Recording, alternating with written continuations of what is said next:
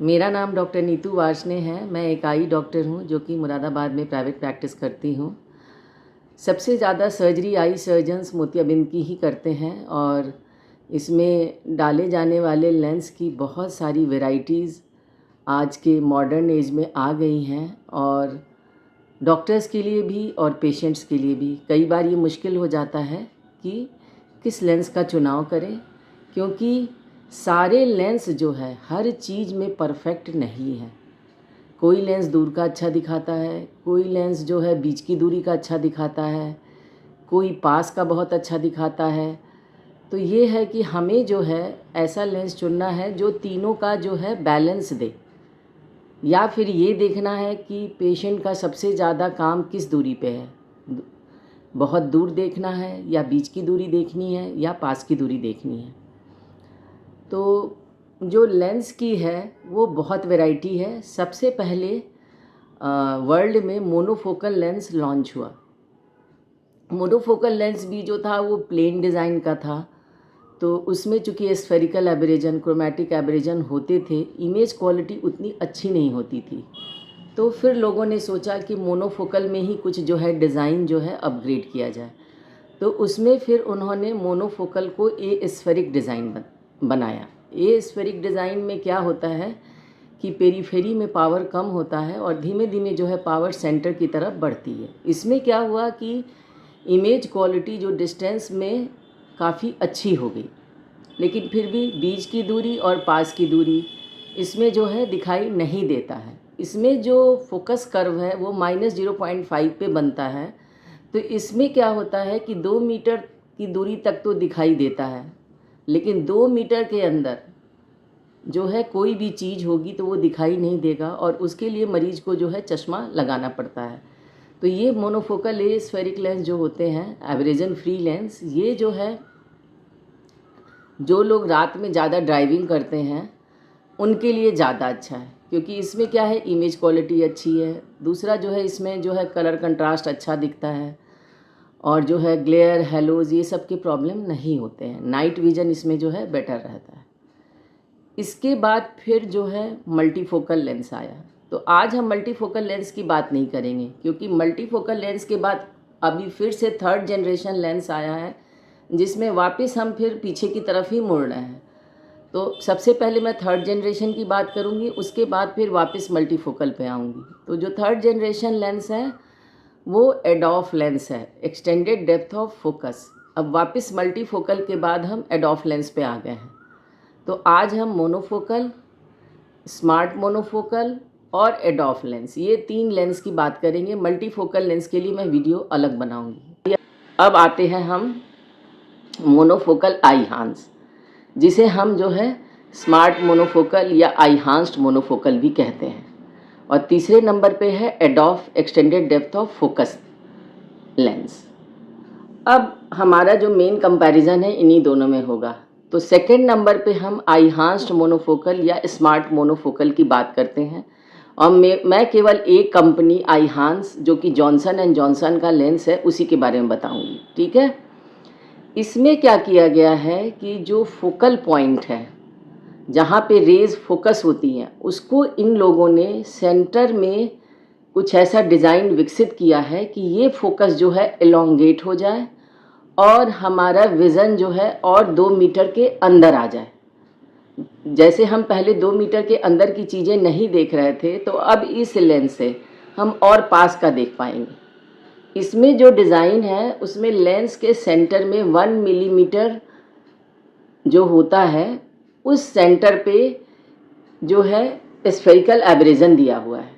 इसमें क्या करते हैं, अगेन उसी जो है प्रिंसिपल पे काम करते हैं। इसमें सेंट्रल 1 मिलीमीटर में ए स्फेरिक डिज़ाइन है, जिसमें पेरीफेरी से सेंटर की तरफ जो है स्फेरिकल एब्रेजन बढ़ता है, जिससे जो फोकस कर्व है वो 1 मीटर तक बढ़िया दिखाता है और वो रेंज जो है 1.5 डायप्टर तक एक्सटेंड करता है, दैट इज़ अराउंड 66 सेंटीमीटर। तो अब इस लेंस में क्या फ़ायदा है कि 1 मीटर की दूरी की चीज़ तो हमें बहुत बढ़िया दिखने वाली है। उसके बाद ये जो एलोंगेटेड फोकस है 67 सेंटीमीटर तक एक्सटेंड होकर ख़त्म हो जाता है। इसका मतलब ये है कि 1 मीटर के पास वाली चीज़ें जो है 67 सेंटीमीटर तक भी हमें दिखाई देंगी।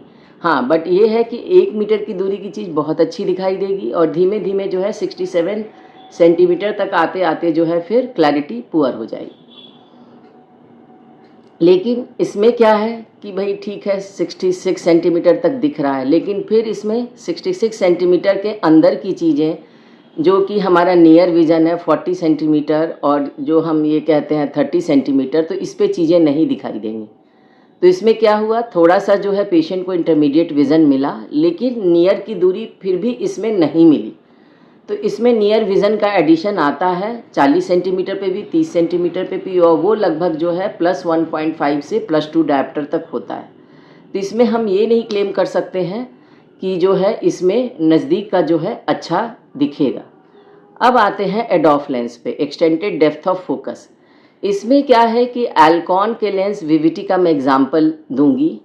इसमें क्या है, जो सेंट्रल पार्ट है वो 1 मिलीमीटर आईहांस की में जो है उसकी बजाय इसमें इन लोगों ने 2.2 मिलीमीटर जो है सेंटर का पॉइंट लिया है, और ये भी उसी डिज़ाइन पे है जैसे कि पेरीफेरी से जो है एब्रेजन सेंटर तक ये भी बढ़ाते हैं, और इसमें एक वेव फ्रंट बनता है और ये वेव फ्रंट जो है 2 डायप्टर तक होता है और जो कि एक्सटेंड करता है 2.5 डायप्टर तक। 2 डायप्टर का मतलब ये है कि ये एक्सटेंड करता है 50 सेंटीमीटर तक हमें ठीक दिखेगा, और उसके बाद 40 सेंटीमीटर तक ये जो है डिफोकस कर्व जो है एक्सटेंड करता है। तो इसकी रेंज 50 सेंटीमीटर पे तो बहुत बढ़िया दिखेगा और 40 सेंटीमीटर पे भी हमें थोड़ा बहुत दिखेगा।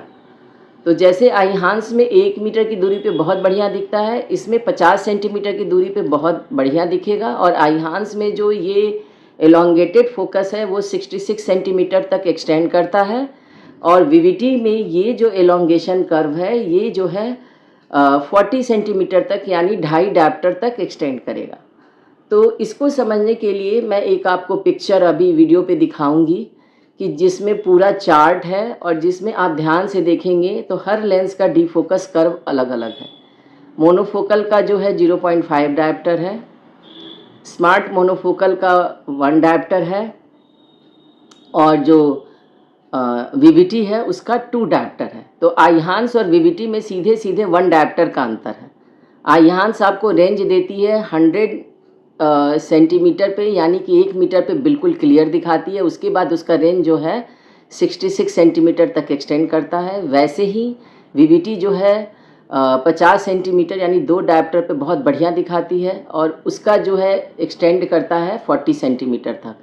तो विविटी जो है आपको कुछ हद तक दूर का भी विज़न अच्छा देती है, इंटरमीडिएट बहुत बढ़िया देती है, और नियर में केवल लगभग +1 डायप्टर का नियर एडिशन लगाना पड़ता है। तो किसी को लाइफ में के तीनों काम करने हैं, उसे नज़दीक का भी चाहिए, बीच की भी दूरी की चाहिए और दूर का भी चाहिए। तो उसके लिए जो है विविटी बेस्ट लेंस है, और किसी को दूर का भी बहुत अच्छा चाहिए और इंटरमीडिएट भी चाहिए, तो उसके लिए जो है आईहांस बेस्ट है। और किसी को केवल नाइट ड्राइविंग करनी है, दूर का ही इमेज क्वालिटी अच्छा चाहिए, तो फिर उसके लिए मोनोफोकल लेंस अच्छा होता है। अब मैं एक बात बता दूं कि मोनोफोकल में जो प्लेन मोनोफोकल होता है उसमें जो है डिस्टेंस बेस्ट होता है, और जो आईहांस होता है उसमें डिस्टेंस की इमेज क्वालिटी थोड़ी कम होती है, और विविटी में जो है डिस्टेंस की इमेज क्वालिटी आईहांस से भी थोड़ी कम होती है। तो कोई भी चीज़ ऐसा नहीं है कि फ्री में मिल रही है। यदि नियर बहुत अच्छा मिल रहा है तो डिस्टेंस में आपका हो सकता है कि मोनोफोकल के मुकाबले थोड़ा कम क्लैरिटी हो, क्योंकि लाइट जो है उतनी ही क्वांटिटी में है, और जब हम फोकस एलोंगेट करते हैं तो डिस्टेंस का जो ग्राफ है वो थोड़ा डाउन हो जाता है। तो वो आप इस पिक्चर में देखिए कि फोटोन जो है कांस्टेंट है, और जब हम फोकस को एलोंगेट करते हैं बीच में स्फेरिकल एब्रेजन बढ़ा के, तो डिस्टेंस का ग्राफ जो है थोड़ा सा डाउन हो जाता है।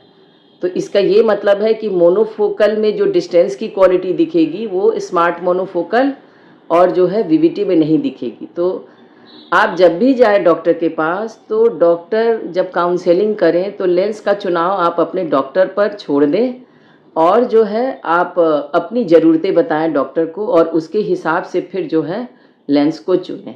अब अगला वीडियो मैं जो है मल्टीफोकल पर बनाऊंगी और आपको उसमें भी मल्टीफोकल का डिटेल बताऊंगी। तो ये थर्ड जनरेशन लेंस है, एडोफ लेंस स्मार्ट मोनोफोकल, और वापस हम मल्टीफोकल से फिर से एलोंगेटेड फोकस की तरफ शिफ्ट हो रहा है। तो अभी फ्यूचर में और भी पता नहीं क्या क्या टेक्नोलॉजी आएगी और होपफुली कि हम एक बेस्ट लेंस ढूंढ पाएंगे जो तीनों दूरी के लिए नेचुरल लेंस की तरह काम करे, जो कि अब तक नहीं आया है। Thank you very much. और मेरा अपने व्यूअर्स से आग्रह है कि मेरे चैनल को लाइक करें, सब्सक्राइब करें। थैंक